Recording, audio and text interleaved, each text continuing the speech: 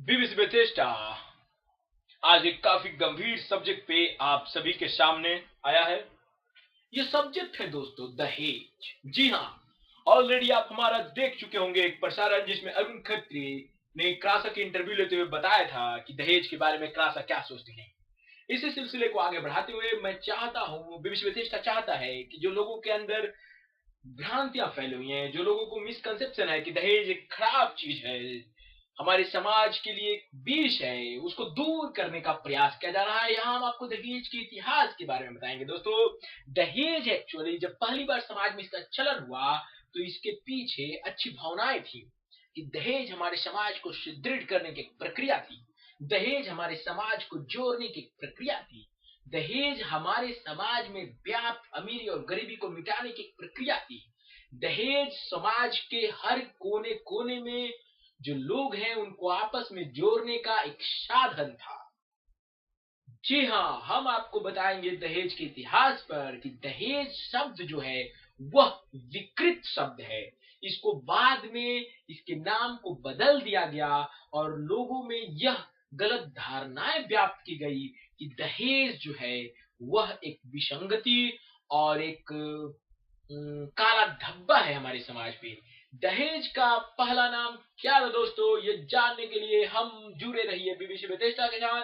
हम बता रहे हैं, हमने पूरा इसका सर्वेक्षण किया और हम आपको बता रहे हैं कि दहेज का नाम दहेज ना होकर इसका नाम था सहेज। जी हाँ दोस्तों, सहेज, जिसे बाद में धीरे धीरे समाज ने उसको विकृत करके दहेज का रूप दिया। इसका असली नाम था सहेज।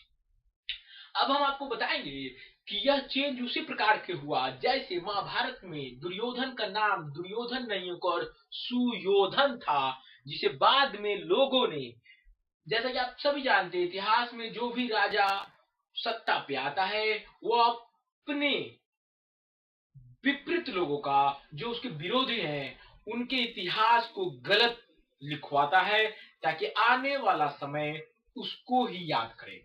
ऐसा पृथ्वीराज चौहान के समय में हुआ जब अल्लाउदल करके दो राजपूत बहुत ही बहादुर थे और वो जयचंद के थी में थे। तो पृथ्वीराज चौहान ने जब जयचंद को हरा दिया तो उन्होंने इतिहास लिखवाया कि अल्लाउदल डाकू थे और वह राजपूतों के परिवार को लूट लेते थे और उनकी कन्याओं को जबरदस्ती अपने घर ले जाते थे, जबकि ये गलत है। अल्लाह और रुदल ने दूसरे कास्ट की एक लड़की को अपनी मुंहबोली बहन बनाया था और उसके पति ने जब अल्लाह और रुदल को मारने की दृष्टि से बबूल के पेड़ को मुड़वा कर चूना पुतवा कर बोला कि हमने ये खंबा डाला है, इसको उखाड़िए, तो अल्लाह ने उसको उखाड़ दिया था और मुंह से खून गिरा था। बाद में बहन ने उसको छोड़ दिया अपने हस्बैंड को। तो दोस्तों, जो शख्स किसी और को बहन बनाए उसका ऐसा इतिहास लिखा गया कि वो एक चोर और डाकू थे। तो ये एक, मैं आपको बता रहा हूं कि ऐसा लोग करते हैं सत्ता में आने पे, और जो भी सत्ता में रहता है वो अपने विरोधी का, जिससे वो हार जाता है, उसको गलत साबित करने की कोशिश करता है। महाभारत के समय यही हुआ। युधिष्ठिर और कृष्ण की जब जीत हुई और वो जब सत्ता में आए तो और उसके बहुत पहले से उन्होंने दुर्योधन का नाम, बहुत पहले नहीं कर सकते, उसके बाद ही दुर्योधन का इतिहास में नाम दुर्योधन लिखा गया, जबकि उसका नाम सुयोधन था। सुयोधन का मतलब हुआ जो धन का सुयोजित तरीके से यूज करे, माने योग्यता के अनुसार उसको यूज करे, धन को सुयोजित करे उसको। तो जी हाँ दोस्तों, दहेज का नाम पहले सहेज था। सहेज का मतलब सहेजना। इसमें वो भावनाएं छुपी हुई हैं, जैसे आप अगर देखिएगा इतिहास को तो आपको पता चलेगा कि बच्ची के पैदा होते ही माँ सर्वप्रथम, हमारे यहाँ एक था झांपी साजना, 4-5 बक्से खरीद कर उसमें साड़ी लत्ते कपड़े गहने बना बना के रखने लगती है। उसको सहेजना बोलते हैं। वो सहेजती है कि अपने बेटी के शादी के समय वो दिया जाएगा। इवन पिता भी वो करता, लेकिन माँ ही चूंकि घर में सब करते, तो ये है सहेजना। और इससे धीरे धीरे चलन चालू हुआ, इसका नाम दिया गया सहेज। लेकिन ये सबसे बड़ी विसंगति है हमारे समाज की कि हम, खास तौर पे हम भारतीय, अपनी अच्छी परंपरा को, अपने अच्छे कल्चर को वेस्टर्न दबाव में आकर गलत मानते हैं और उसके नाम को भी गलत कर देते हैं। जी हाँ, तो ये सहेज जो है यह बदल कर दहेज हो गई। जैसा कि मैंने आप लोगों को बोला है कि इसके पीछे अच्छी भावनाएं थी समाज में। तो क्या भावनाएं थी, अब मैं आपको बता रहा हूं। आज दहेज को जिस गलत तरीके से देखा जा रहा है, उसका समाज पर क्या असर पड़ रहा है। दहेज को अगर हम मिटा दे भी तो समाज पर क्या असर पड़ेगा, ये हम आपको बता रहे हैं दोस्तों, ये बता रहे हैं। दहेज को जो बंद किया गया शादी में, आप देखिए, मैं इसका बताऊंगा कि हम अगर एक तरफ, जैसे कहा गया न्यूटन का लॉ, अगर हम एनर्जी को एक ना निर्माण कर सकते हैं, ना हम एनर्जी को डिस्ट्रॉय कर सकते हैं, तो एनर्जी को हम सिर्फ रूपांतरित कर सकते हैं। और जब हम इस साइड में दहेज को रोक देते हैं, पैसा जो कि एनर्जी है, तो उसका गलत साइड में कैसे प्रभाव पड़ता है, ये बीबीसी बेथेस्डा आपको बताएगी। तो हम आपको बता रहे हैं दोस्तों कि दहेज, हमने जैसा कि आपको बताया, इसका नाम था सहेज। माताएं और पिता इसमें सहेजते थे। जैसे ही बच्ची पैदा हुई या जब भी हुई या उसके पैदा होने के पहले से ही माता पिता उसके लिए सहेजने लगते थे कि आज से 20 साल बाद हम। इसी चीज को आप देखिए, लाइफ इंश्योरेंस और यूटीआई ने ये किया है कि अगर आपकी लड़की पैदा होती है तो आप उसके 5 साल के अंदर पैसे जमा कीजिए और 25 साल के बाद आपको शादी के समय जो खर्च होगा वो आएगा। कम्युनिस्टों ने इसी चीज को राजनीति में लाया और वो जिनके घर बच्ची पैदा होती थी उनके घर पर एक पेड़ लगाते थे ताकि शादी के समय वो पेड़ इतना बड़ा हो जाए कि उसको काट के शादी में उसका यूज होता था। तो ये सब दहेज या सहेज का रूपांतरण है। शादी, हम अपनी बेटी की शादी या बहन की शादी अच्छे से करें, वो समय उस समय क्या हो जाए, इसके लिए लोग पहले से सहेजते थे। अगर हम ये मान के चले कि नहीं जब बड़ी हो जाएगी तब हम कर लेंगे, तो इमीडिएटली आप नहीं कर सकते। ये उसी प्रकार के जैसे मेडिकल की तैयारी जो बिहारी स्टूडेंट करते हैं 10-10 साल 15 साल यूपीएससी की तैयारी, आप उनसे पूछिए, वो सहेजते हैं, विद्या को सहेजते हैं अपने अंदर। तो जो आदमी दहेज को गलत कहता है वो उसको भी गलत कहेगा। तो ये वो दहेज। अब हम आते हैं कि इससे क्या विसंगतियां उत्पन्न हो रही है दहेज को रोकने के चलते। मैं इसके बिल्कुल खिलाफ हूं कि दहेज के चलते जो लोग लड़कियों को प्रताड़ित करते हैं विवाह के उपांतर, वो गलत है। जो बार बार उनको प्रताड़ित करके उनके माता पिता से घसीटते हैं वो गलत है। लेकिन मैं सिर्फ बता रहा हूं, मैं ये नहीं बोल रहा हूं कि दहेज लेना है या देना है, मैं ये बता रहा हूं कि दहेज का समाज पे क्या प्रभाव था। जैसे अगर हम मान ले कि दहेज को रोक दिया जाए तो क्या हो रहा है। आज माता पिता जो डॉक्टर हैं वो गलत करके, लोग का किडनी बेच के, ये करके जो पैसा कमा रहे हैं उसको डोनेशन दे रहे हैं अपने माता पिता अपने बच्चों की पढ़ाई के लिए। इसके जो लोग दहेज को रोकने के लिए बोलती हैं, वो लड़कियां कहां हैं दोस्तों। मैं यही सवाल पूछना चाहता हूं कि वो लड़कियां कहां हैं जो शादी के समय करने के लिए बोलती है कि मेरे माता पिता दहेज नहीं देंगे, मैं उस लड़के से शादी करूंगी जो सिर्फ मुझसे शादी करे। मैं ये कहता हूं कि आप क्यों नहीं मेडिकल इंस्टीट्यूट में या कहीं भी पढ़ने के लिए माता पिता आपके पैसे दे रहे हैं, डोनेशन दे रहे हैं, तो आप विरोध करती हैं। आपको ये कहना चाहिए कि मैं अपने माता पिता पैसे नहीं देंगे, मैं डॉक्टरी नहीं, मैं उस इंस्टीट्यूट में पढ़ूंगी जो मुझे मेरी योग्यता के आधार पर ले। जी हाँ दोस्तों, 50% मेडिसिन फील्ड में लड़कियां हैं, फिर भी देखिए कि मेडिसिन हमारा सबसे करप्ट डिपार्टमेंट है।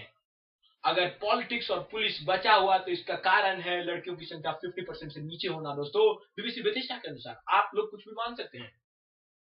सो दहेज का मैं ये आपको बता रहा था दोस्तों कि दहेज जो है इससे समाज में अच्छी भावना उत्पन्न होती है। जैसे अगर हम पिता के रूप में ले तो पिता जो है वो दहेज को सजोने के लिए अपने हाथों से कर्म करता है, मेहनत करता है, पैसे लाता है, उसकी माँ बचाती है लड़की की।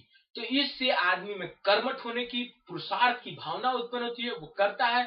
मैंने पहले भी कहा है कि जो लोग में ये भावनाएं नहीं होती हैं, वो ऐसा नहीं है कि अपनी लड़की की शादी में किसी का मर्डर करके पैसा लाएंगे, क्योंकि इसमें कहा गया कि शुभ पैसा है, वो अपने पैसे से साड़ी खरीदते हैं और ये करते हैं। तो ये शुभ चीज जो है उन्हें गलत चीजों से रोकती है। लेकिन आप किसी भी और चीज में ले लीजिए, एक डॉक्टर जो है वो या एक कोई भी सदस्य घूस और चमारी का जो पैसा होता है उससे कहीं भी डोनेशन करता है। हो सके आप ये कहेंगे घूस वाले भी अपनी लड़की को वही पैसा देते हैं, मेरे अनुसार ये गलत है, नहीं लेते हैं। वो उनकी कैरियर और एजुकेशन का जो इतना प्रेशर है उसके लिए करते हैं। मैं देखिए, जब भी समाज में दहेज था, प्राचीन समय से 1990 तक आप ले लीजिए या 1970 तक आप ले लीजिए, दहेज के चलते करप्शन नहीं कभी हुआ।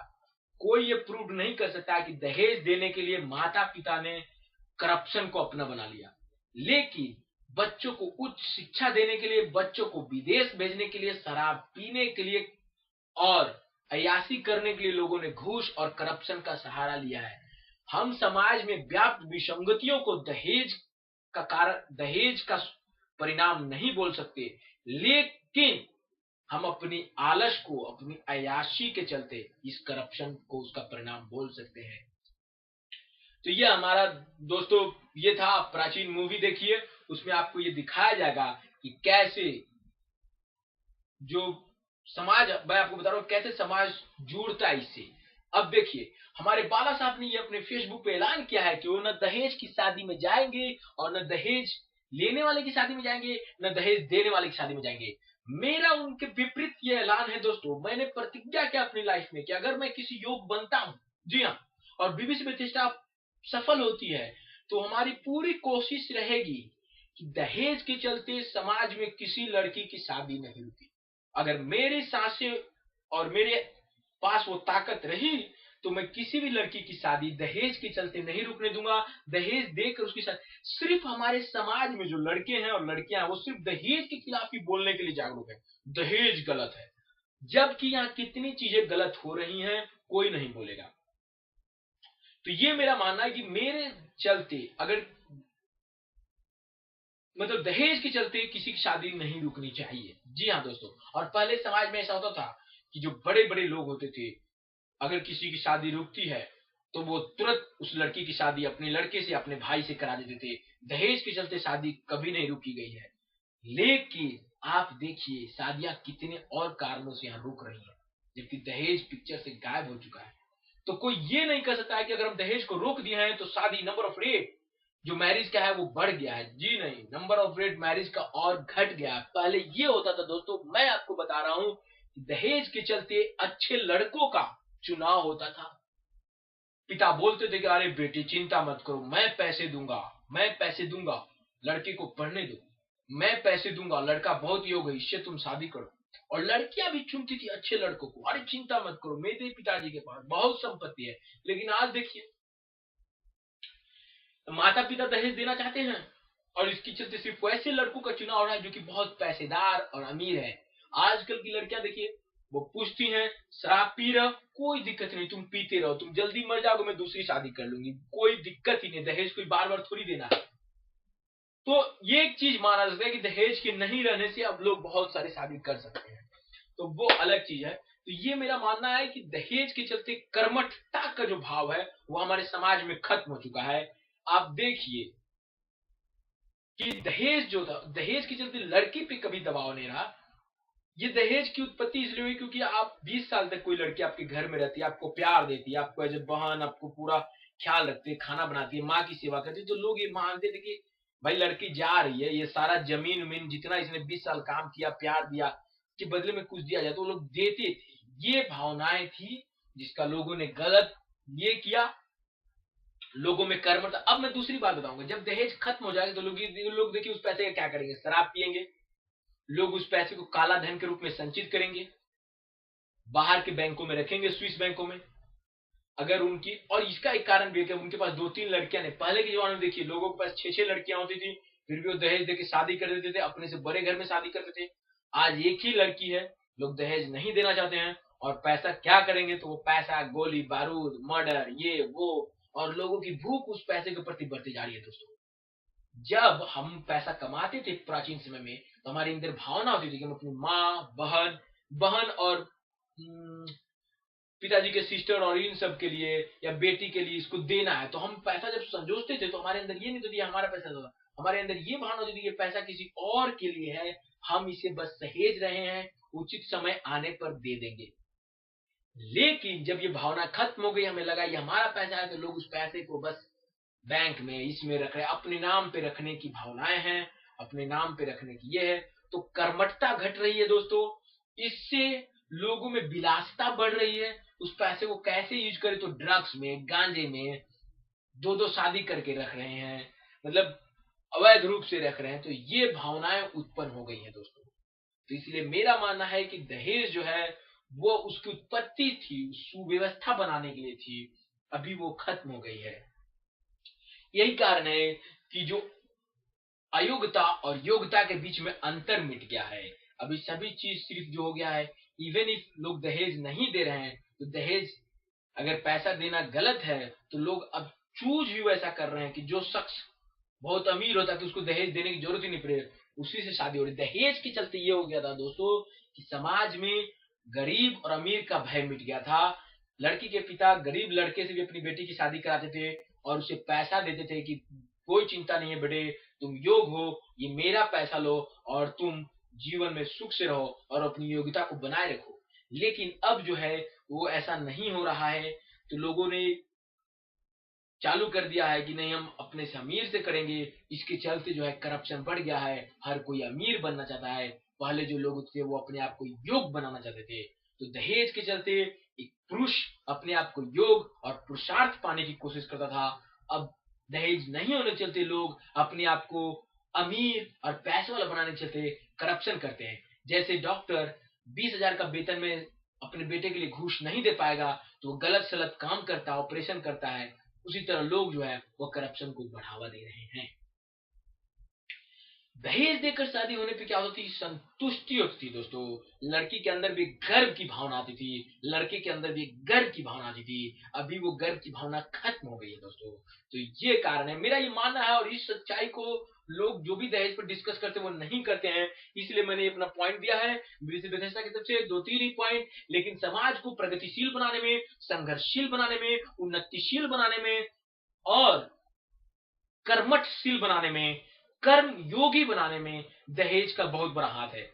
दुर्योधन का जो मैं बात बोल रहा था दोस्तों, आप जाके महाभारत पढ़िए, उपनिषद पढ़िए, आपको पता चलेगा कि दुर्योधन ने अपने पैसों का उपयोग गरीबों की लड़कियों की शादी कराने में की। अगर किसी लड़की की शादी नहीं हो रही है क्योंकि उसके माता पिता गरीब है, तो दुर्योधन अपना खजाना छोड़ देता था उनके लिए। और यही कारण था कि जब सागर में दुर्योधन छुपा था तो वो सागर लक्ष्मी जी ने बताया था। लक्ष्मी जी बहुत मानती थी। माँ लक्ष्मी की हमेशा तमन्ना रही है कि लोग उसके सही उपयोग करें, लेकिन लोग उसका दुरुपयोग करते हैं। और यही कारण था कि कृष्ण जब अर्जुन का साथ देते थे तो दुर्योधन के मरने के बाद लक्ष्मी ने विष्णु को छोड़ दिया था बहुत दिनों तक, क्योंकि वो पुत्र वियोग में चली गई थी। वो दुर्योधन को अपना पुत्र मानती थी। तो ये है दोस्तों, ये हमारे समाज की बहुत बड़ी भूल है कि हम दहेज जैसी एक अच्छी अपने प्राचीन सभ्यता को दहेज के नाम पे दुत्कार रहे हैं, लेकिन हम अपने आप को सही करने का प्रयास नहीं कर रहे हैं दोस्तों। हम दहेज को रोकने के लिए तत्पर हैं, लेकिन हम अपने समाज से पैसे की जो भूख है वो मिटाने के लिए तत्पर नहीं है। हम दहेज के नाम पे शादियां को बहिष्कार करने के लिए तैयार हैं, लेकिन हम किसी लड़की को या लड़के को हेल्प करके दहेज के उस पाथ से हटा के शादी कराने में हेल्प नहीं कर रहे हैं दोस्तों। मेरा ये विचार है कि दहेज के चलते किसी की शादी नहीं रुकनी चाहिए, खास तौर पे किसी लड़की की। और एक शख्स को दूसरे का हेल्प करना चाहिए, लेकिन इससे ये है कि आपको पैसे के प्रति उतनी भूख नहीं होगी दोस्तों। तो दहेज जो है वो दहेज तब बना जब लोगों में पैसे की भूख बढ़ गई, वरना दहेज का जो प्रचलन था वो इसलिए नहीं था कि हम सिर्फ पैसा दे, उसमें साड़ी, कपड़ा, लत्ता, मिठाई सभी दहेज में आता था। तो ये था। तो दोस्तों, दहेज दहेज नहीं, ये सहेज है।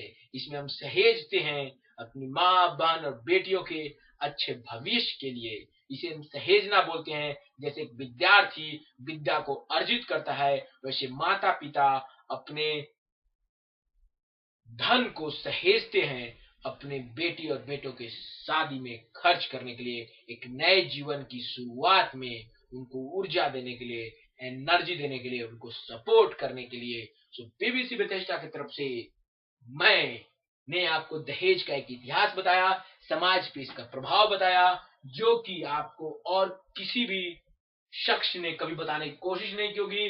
क्योंकि ढाक के 3 पात वो लोग बस यही बोलेंगे कि दहेज खराब है। मैंने आज तक किसी लड़की को ये कहते हुए नहीं सुना कि वो दहेज के समर्थन में बोलती है, और इस कारण भी बीबीसी बेथेस्डा दहेज को सपोर्ट करता है।